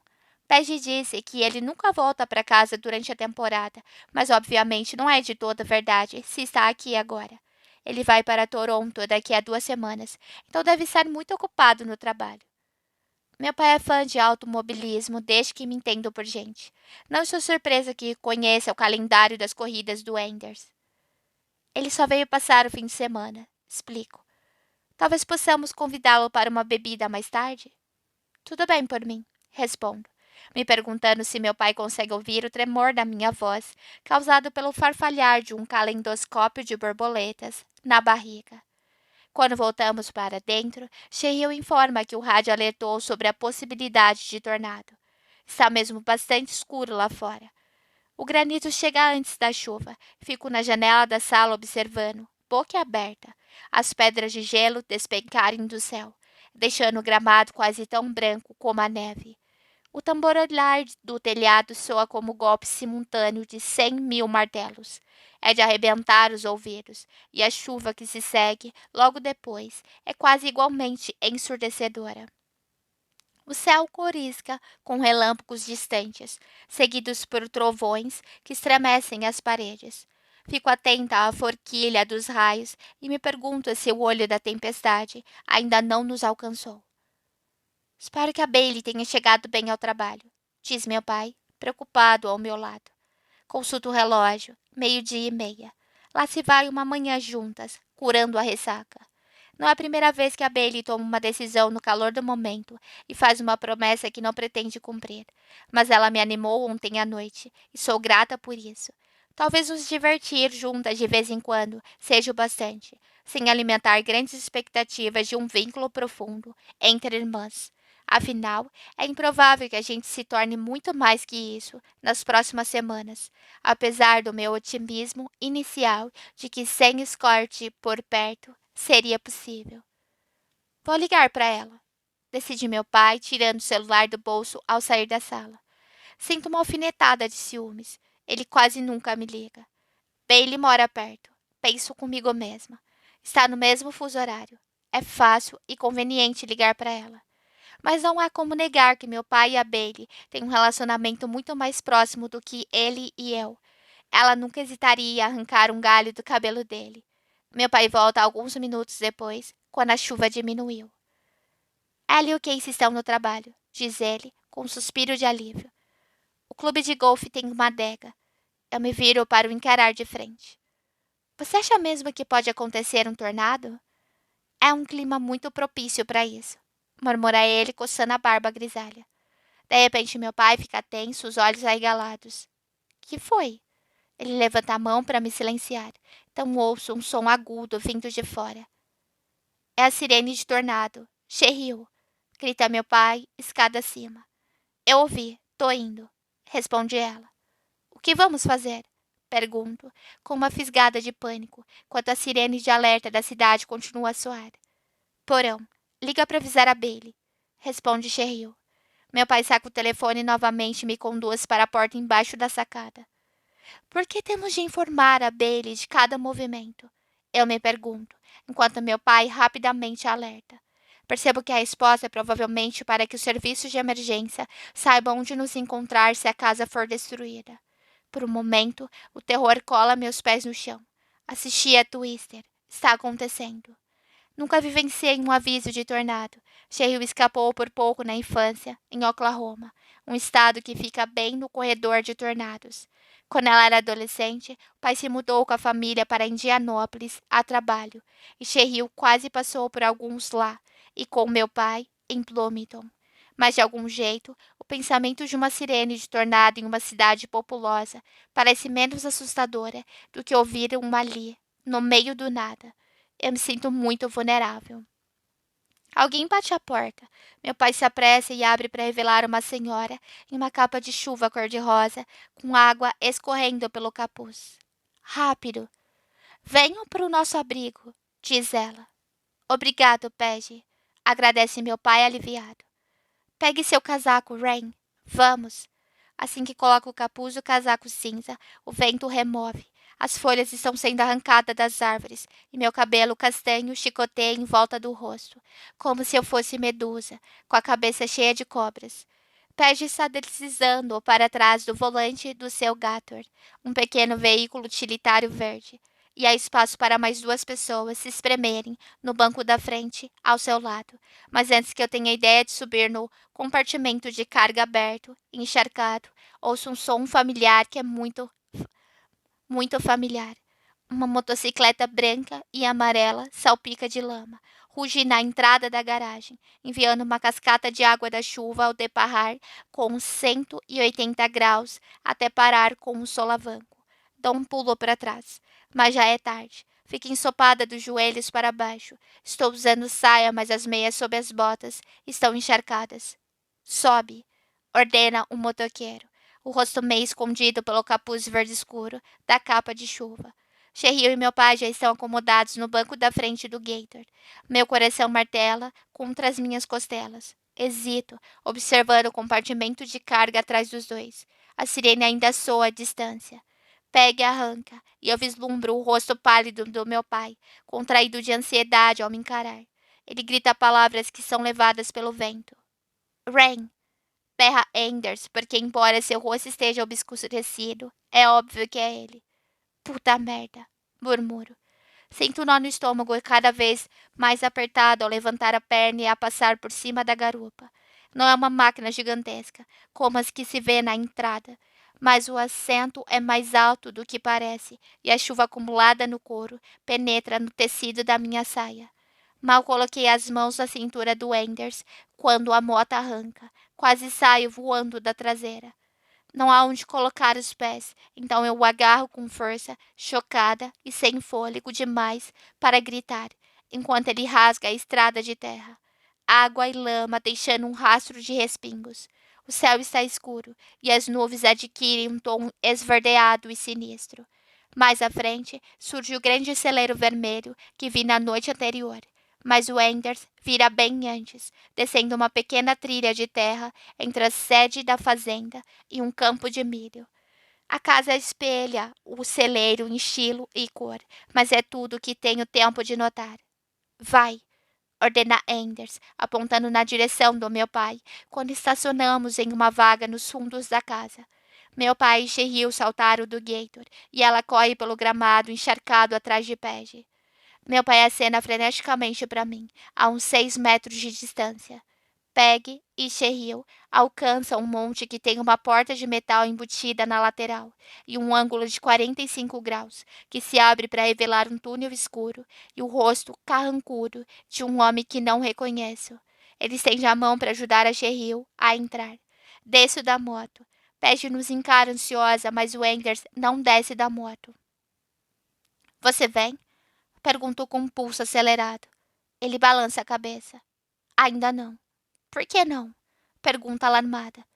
Tenho que encontrar o meu irmão. Anders. Paige solta um grito assustado enquanto ele acelera o motor e arranca. Um sentimento de pavor toma conta de mim ao vê-lo partir. Cadê o irmão dele? Capítulo 5.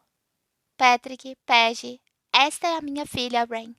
Diz meu pai quando estamos seguros no interior do abrigo contra tempestades, com a porta fechada. O ar está denso e abafado, e parece que um trem de carga está chacoalhando sobre nossa cabeça. Nada bom para alguém claustrofóbico. Obrigada por nos receber. Agradeço ofegante e Patrick desliza as travas pela porta. Ele faz isso devagar com uma das mãos, porque a outra está engessada e guardada em uma tipóia. Então acena para mim de modo estoico enquanto desce, mancando, os degraus. Cheryl mencionou que ele havia caído na semana anterior, quebrado um braço e 2 costelas. Pelo que parece, a agricultura é um dos campos profissionais com as maiores taxas de morte e acidentes graves. Descobri isso apenas depois que meu pai e a Cheryl assinaram a escritura da fazenda. Patrick é alto e magro, com a mesma coloração e feições largas de Jonas. Aposto que já foi um homem enorme, mas sua estatura diminuiu com a idade. Deve ter mais de 80, e Paige parece apenas alguns anos mais jovem.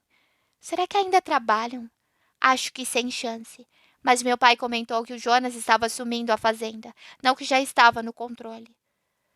De nada, querida, responde Paige, tirando o casaco cor-de-rosa e revelando cabelos brancos da altura dos ombros.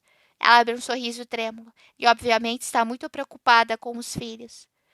Também estou, e mal conheço o Enders, muito menos o Jonas. Tento me distrair do que está acontecendo ao dar uma olhada ao redor. Estamos em um bunker subterrâneo de cerca de 3 por 3,5 metros. As paredes, o piso e o teto são de concreto aparente. Há um sofá roxo de 2 lugares, poído e desbotado, encostado contra uma parede, e algumas caixas de armazenamento alinhadas à outra. Também tem uma cômoda à direita da porta. Pege acende uma luz que revela um segundo quarto menor nos fundos. Isso sim é um abrigo contra a tempestade, disse Cheryl, maravilhada. Uma vez ela me contou do abrigo minúsculo e escuro da família em Oklahoma. Não tinha eletricidade e inundava. Um dia, quando o pai e a irmã mais velha drenaram a água da enchente, encontraram uma cobra lá dentro. Nossa família está aqui há muito tempo, responde Paige em um tom autoexplicativo. Então tira um rádio de um dos recipientes de armazenamento e o liga. Já tivemos nossa cota de tempestades e tempo para tornar o lugar mais confortável ao longo dos anos. Os meninos costumavam brincar aqui. Ela fica pálida, como se lembrasse que os dois ainda estão do lado de fora. Você gostaria de um pouco de água? Pergunta, com a voz fraca, pegando algumas garrafas e as entregando para Cheryl e para mim. Ela acena em direção ao segundo quarto. Há 4 cadeiras de madeira e uma mesinha sobre a qual se vê uma pilha de jogos de tabuleiro meio detonados, com as imagens desbotadas e arranhadas e o papelão desgastado nas bordas. Meu pai continua com Patrick perto da porta. Patrick está resmungando uma resposta a algo que meu pai disse, mas imagino que ele não seja muito falador. Alguma vez um tornado passou direto pela fazenda? Pergunto tensa ao abrir a minha garrafa. O abrigo parece bastante robusto e seguro, e com certeza foi construído longe de outras estruturas para evitar que possíveis escombros o soterrassem. Deve ser esse o motivo para o ângulo da porta. Qualquer detrito que o atinja vai ter maior probabilidade de simplesmente deslizar. Mas e se a porta for arrancada? E se formos todos sugados para o olho da tempestade? Não acredito que o Enders e o Jonas ainda estejam por aí. Uma vez um abriu caminho pelo campus, responde Page, puxando cadeiras da mesa. Cheio reconhece o gesto e se senta. Permaneço de pé, muito inquieta para ficar parada. Não foi um bom ano para nós, mas a casa resistiu. Espero que a sorte dos Fredericksons continue. De repente ouço batidas na porta de metal e me viro naquela direção. Patrick sobe as escadas com uma agilidade surpreendente e destranca as travas depressa para abrir a porta. O céu está com um aspecto sujo, cheio de detritos voadores. O rosto de Jonas aparece. Anda, filho! Grita Patrick arrastando-o para dentro. Atrás vejo Enders, e uma onda de alívio me imunda quando ele segue o irmão para dentro e fecha a porta, selando o vento sibilante. Jonas parece ainda mais alto e forte no espaço pequeno. Está encharcado e a camiseta molhada gruda na pele, enfatizando todos os seus ângulos e curvas. O que você estava pensando, cacete? Grita Patrick de repente, e eu me assusto. Enders ainda está no topo da escada, deslizando as travas no lugar. Onde você estava? Patrick continua a censurar o filho mais velho. Não posso permitir que desapareça o tempo todo, garoto. Garoto? Ele tem tipo 37 anos. E lá se vai a minha suposição de que Patrick não é muito de falar. Pode estar velho, mas ainda é o patriarca da família. Meu pai dá um pulo no outro cômodo. Apreensível, me demoro junto ao arco da porta. Estamos aqui agora, pai, responde Jonas em um tom mordaz. Se foi um aviso, Patrick entendeu, porque se afasta e passa por mim para se sentar à mesa, mal-humorado. Enders desce os degraus e vai em direção à cômoda, tirando o capuz e abrindo o zíper do casaco molhado. Ele o joga em um gancho na parede, onde fica pendurado. Ah, diz Jonas, reparando em mim. Oi. Ele soa um pouco surpreso. Oi, eu sou a Rain. Oi, Rain. Enders espia por cima do ombro e me imobiliza com um olhar intenso. Paro de respirar. Para minha frustração, seu rosto tem estado envolto nas sombras desde que o vi no bar. Mas agora percebo que a minha memória não fez jus à verdade. Ele é ainda mais excruciantemente lindo do que eu lembrava. Alto e forte, com cabelo loiro escuro jogado ao acaso para longe do rosto. Mas agora as sobrancelhas desenhadas estão franzidas em uma expressão sinistra, um maxilar rígido de tensão. Sinto como se todo o ar tivesse sido sugado para fora da sala pela tempestade. Quando ele abre a gaveta e pega uma toalha para depois se virar e arremessá-la no irmão. Então ele se apoia contra a cômoda, os ombros subindo e descendo, com a respiração profunda.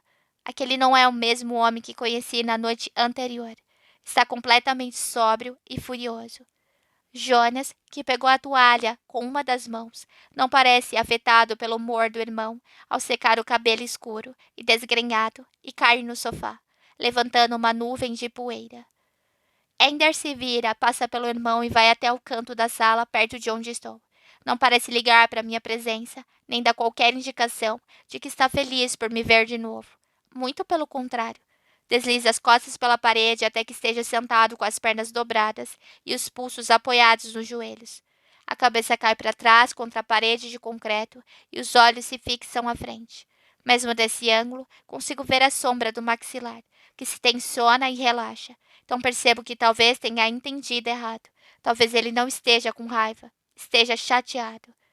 Meu pai e os outros à mesa começam a conversar, em tom baixo e hesitante, a princípio, depois gradualmente em um volume mais normal. Cheryl examina os jogos de tabuleiro, dizendo em voz alta alguns que não via desde criança. Ela abre caixas e pega fichas, que passa para o meu pai.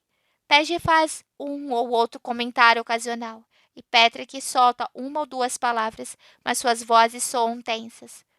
Jonas no sofá mudou de posição, a cabeça agora apoiada no encosto.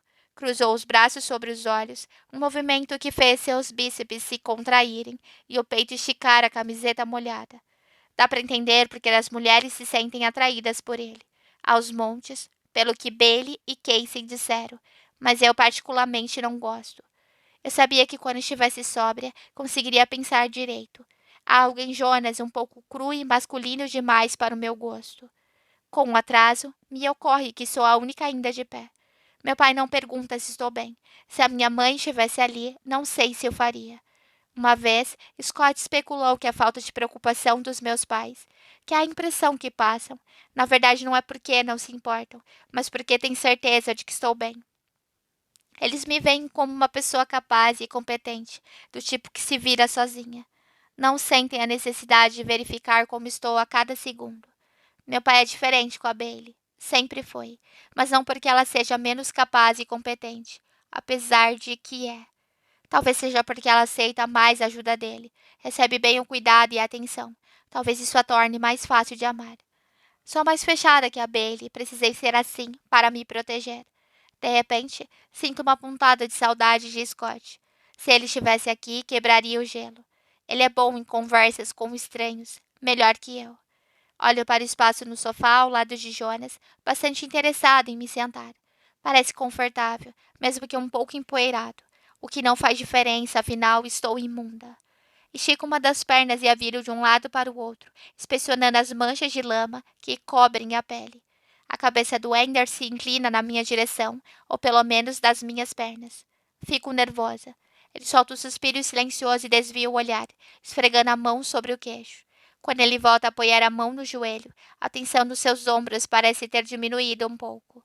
No impulso, passo por ele e me sento no container de armazenamento mais próximo.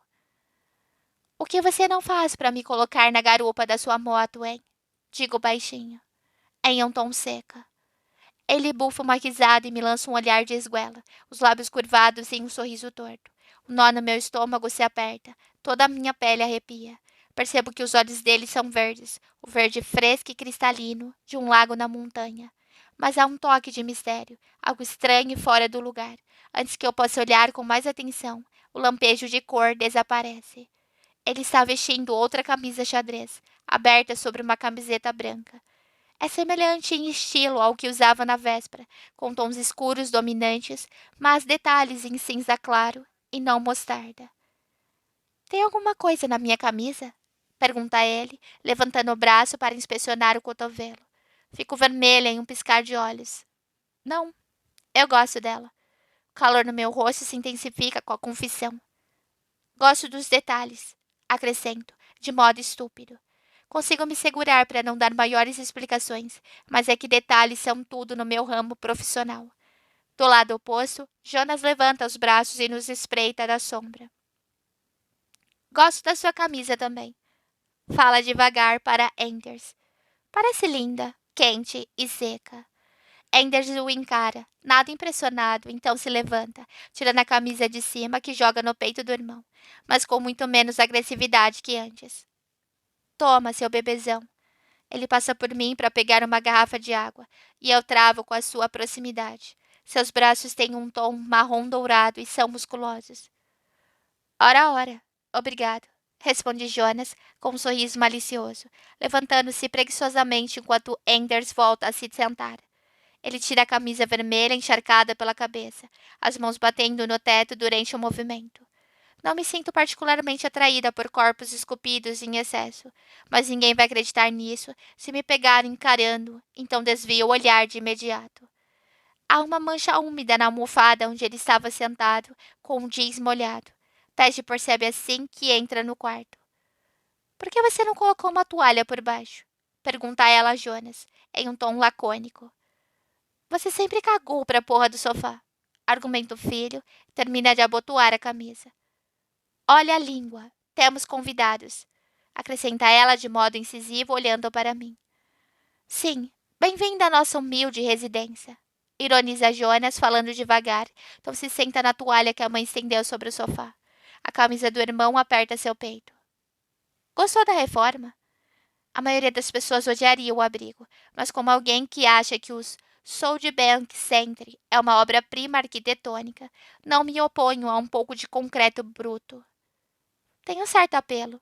Respondo fria ao passar a mão pela superfície lisa da parede. Sou uma grande fã do movimento brutalista. Não estou falando sério, quer dizer. Até que gosto de arquitetura brutalista, mas não me admira naquele contexto. Por isso surpresa quando Ender solta uma risada. Lanço um olhar na direção dele, tentando e conseguindo flagrar o sorriso. Seus dentes são imperfeitos de um modo charmoso, limpos e brancos, mas não alinhados. Scott tinha muito pouco interesse em arte e arquitetura.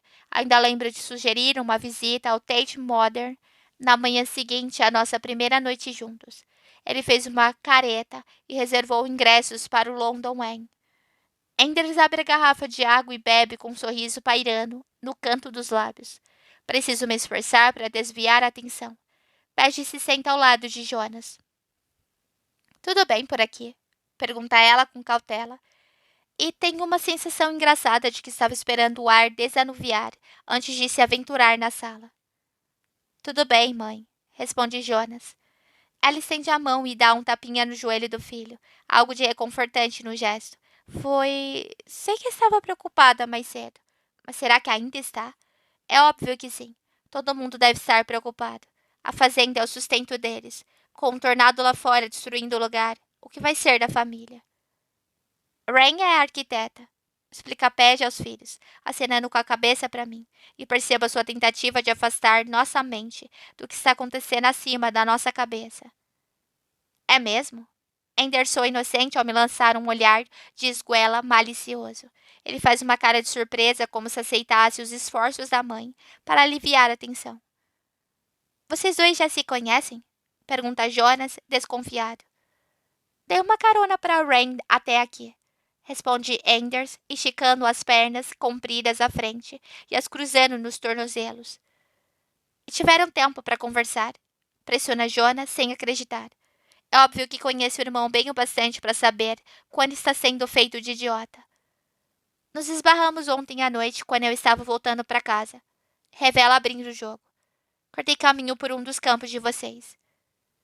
Me deu um susto do caralho. Foi tipo, colheita maldita. Resmunga Enders. Solta uma gargalhada. O que você estava fazendo atravessando os campos? Pergunta Jonas com um sorriso intrigado. Não sabia que estava invadindo. Desculpe. Ele dispensa meu pedido de desculpas com aceno de mão. É só que as pessoas que atravessam campos por essas bandas ou são os proprietários ou estão fugindo de penitenciárias. Todo mundo cai na risada. Não vou fazer de novo, prometo. Você pode andar por onde quiser, diz Paige com firmeza. Não pode? Pergunta ela a Jonas, não a Enders. Tudo bem por mim, responde Jonas. Ender se levanta e pega o rádio ao meu lado, abaixando o volume e virando o ouvido para a porta.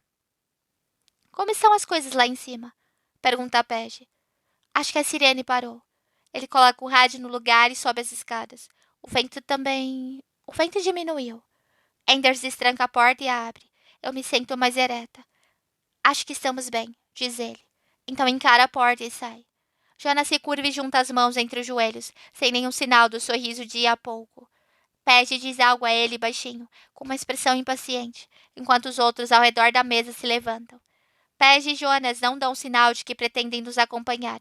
Não sou a próxima a subir as escadas, depois de Enders. A casa ainda está lá. Constato aliviada.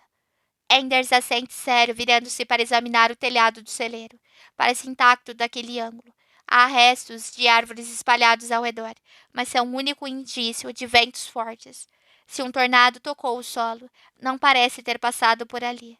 Em seguida, Patrick emerge do abrigo, a expressão sombria. Vou verificar se houve algum dano, diz Enders ao pai, que responde com um abrupto gesto de cabeça. Quer uma carona para casa antes? Pergunta Enders, olhando para mim. Meu coração dispara quando percebo que o estranho lampejo de cor que vislumbrei mais cedo é um sinal no seu olho direito, uma pequena mancha marrom alaranjada no canto inferior esquerdo da íris. Ou você pode andar, acrescenta ele, coçando a sobrancelha. Recobre os sentidos, percebendo que demorei muito para aceitar. Você não vai me colocar tão cedo nessa coisa de novo. Seus lábios se curvam em um sorriso. Tudo bem então, Rain. Acho que vejo você por aí. Minha atenção é desviada pela saída de meu pai e Cheryl do abrigo, que expressam em voz alta seu alívio por estarem de novo ao ar livre. Quando volto a olhar para Wenders, ele já está indo embora. A visão tem um modo misterioso de desatar um nó no meu estômago. Esse audiolivro está completo no meu canal do Telegram. O link de acesso está na descrição desse vídeo.